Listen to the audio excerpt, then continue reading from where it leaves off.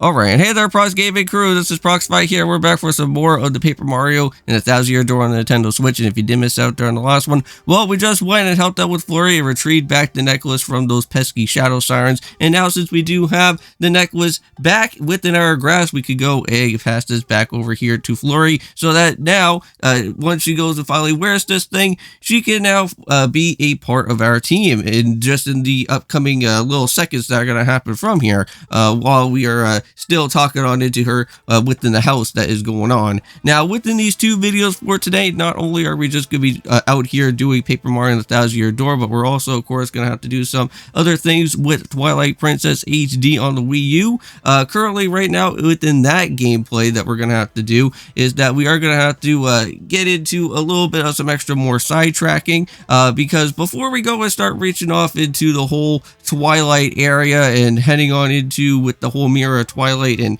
all that other stuff that is going on, I think before we go and even worry about heading on into that place, I want to say we're going to make sure that we try to get at least most of the other different heart pieces as we can, because now, since we do have majority of, I want to say, all the different upgrades that we could pass that over to Link right now at this moment, we could do a lot of different stuff, because the double claw shot was kind of like the last main thing that we have been a little bit stuck with, because we couldn't really do a whole bunch of other little side goodies. And now, since we do have the double claw shot at this moment, well, I guess we could go and do a little bit of some other different side stuff as well, which well, for what we're going to be doing within this episode, and then also with a couple other videos happening as well too. And now, since we do actually have Flurrie here, we actually do have the Gale Force move, and that is actually a move that we can do in battle. And I had to go and do a little bit of some research just to make sure, because I did tell you guys in a couple of episodes during our way of this series was that I was originally going to try to plan out on getting the next upgrade move for Flurrie, or the next upgrade move for what Koops is going to be all about. And now, originally I thought that getting this Gale Force move would probably be something as a learn set type of move, like as for getting a Shine Sprite, but that is actually known something as Lip Lock, and Lip Lock is actually be something that I will probably be picking up when we go and find the next up and coming Shine Sprite, because during our time out here in this video, I actually do get an upgrade, and I actually do pass that over, I want to say, over to where Koops is going to be, since we already do have the Gale Force move as an actual set move for what's going on within Flurrie, because later on there should be a Shine Sprite in the Great Tree that we could go and do, and I'll give that Lip Lock move to Flurrie, because that is a really nice, good, handy move as well, because if you guys do recall, we've been kind of healing up most of our partners out here with different items. Well, for Flurrie, you don't really need to really give her any items anymore at that point, because once you do have like that Lip Lock move, it's basically almost like a move like what Fuzzies can do in this game, where it can basically just suck up a whole bunch of HP and then kind of help up with Flurrie within that moment. So that's pretty nice, and you don't really have to really go out your way to kind of throw items onto Flurrie all that too much.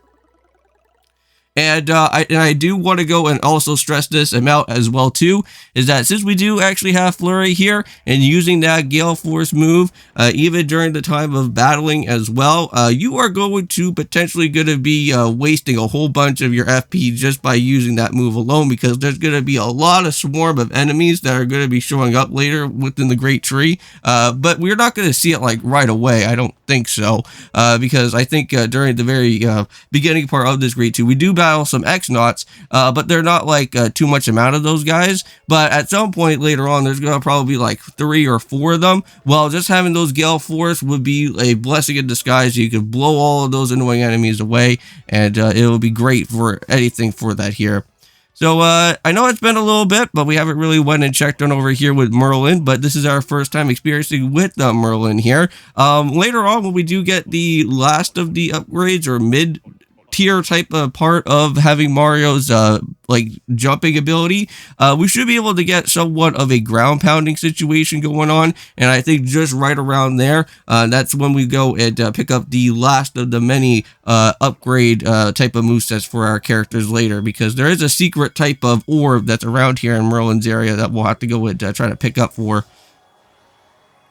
But for right now, let's go and give this over here to Coops. Now, this is going to be a very nice, good type of thing as well, because since we are going to have to battle out with Lord Crump's big, huge Magna von Grotus, I think that's what it's known as, or something like that. We're going to have to go in, or Magnus von Grapple, I think is what it's known as. We have to go and head off into that type of battle within Chapter 2, and I think you're going to be probably needing to go and protect Mario quite a bit, just from those annoying missiles that will probably be coming around. But again, we do have Flurrie, so it's really not going to be all that too much of an issue if we could just blow away the missiles, but it's always something good to always have a little bit of some protection, just if you're not too careful. Now, we haven't really ever been here into the inn, but this is also something that you could go and meet up with Toadsworth here, and you could go and talk to him. I know that originally before, since like the very beginning of the first episode, he did say that you could always go and talk to him if you ever do need to, but also too, there's also this strange guy, and I know that I kind of brought his name up a little bit here and there, but yes, this is actually Flavio. This is the man that we're going to have to talk to a little bit later on throughout the game, but for right now, he does have that little red skull thing, but we don't really know too much about what that whole red skull is going to be all about. But for right now, our main focus is heading directly towards here to the Great Tree and letting, of course, with the Punio out here to open up with the secret entrance that's going to happen. And now, pretty soon, within the next up-and-coming video, I'm going to have to say is that we are going to have to babysit a whole bunch of punies, which I am not a big fan of, because you know that when we go and babysit with punies, there's going to be a problem where there is going to be most of the other type of punies that are going to get lost somewhere, and we're going to have to try to find them so that we can all have them all together, which I don't like that all that too much. Because, like, originally before, like, in the GameCube version, is, like, when you're walking around, sometimes the punies don't ever really go and fully respond on going into the area where you're going to have to be. So, hopefully, in this game, that they don't really have the same type of issue, like, what was going on within the GameCube version. Hopefully, they don't have to, like, kind of lose track of, like, where we're going to have to go. Hopefully, they can just kind of follow us all in one big, huge, like, full-on swarm together, which that would be somewhat pretty handy there.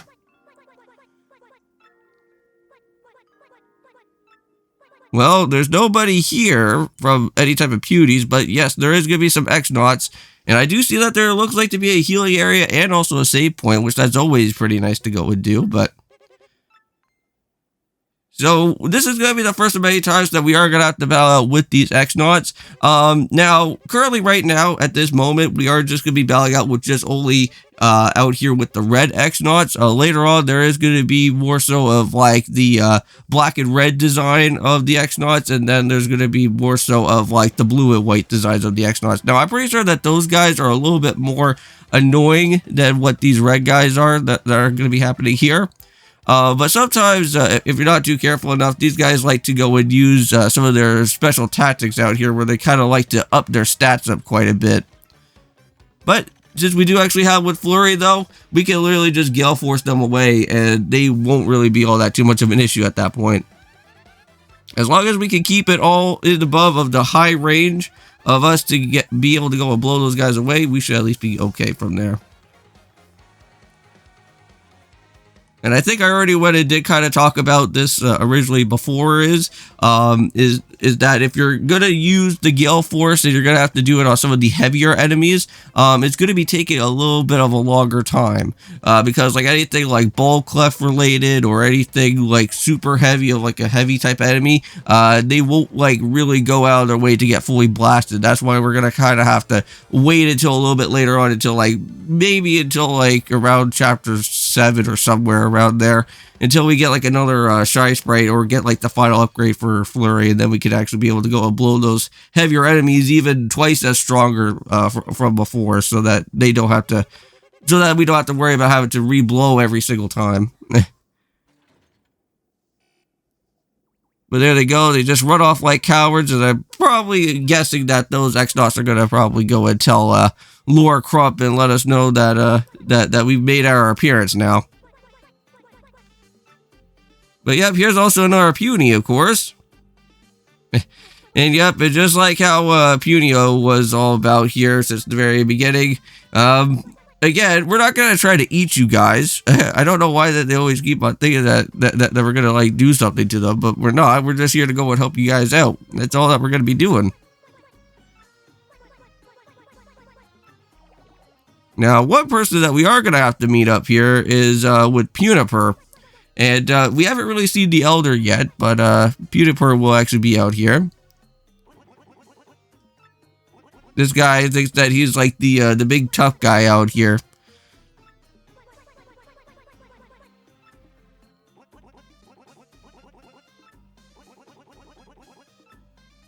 So yeah, it seems like currently like Puniper doesn't really trust us if we're going to go and try to help him out. But of course we are. We're going to be helping him out. Now, Pudio also does have a sister, which that is also Petuni, and unfortunately she has been captured at this point in time from the X-Naught group, it looks like, and we're going to have to go and try to retrieve her and the rest of the other Punies that are still missing. Now, I want to say that there is, like, 2 different type of, like, cages, I think, and we're going to have to try to open up on both of those 2 cages, and that's how we'll get ourselves with more and more type of Punies that will be happening throughout our adventure. And the more Punies that we get, the better it is, so that we can go and battle out with the other type of other enemies that are going to be showing up later. And we're going to have to try to help them out within there. Not just only just the X-Nauts. But anyways, we are going to have to end it off here for today. See you guys in the next one of Paper Mario: The Thousand Year Door. And of course, peace!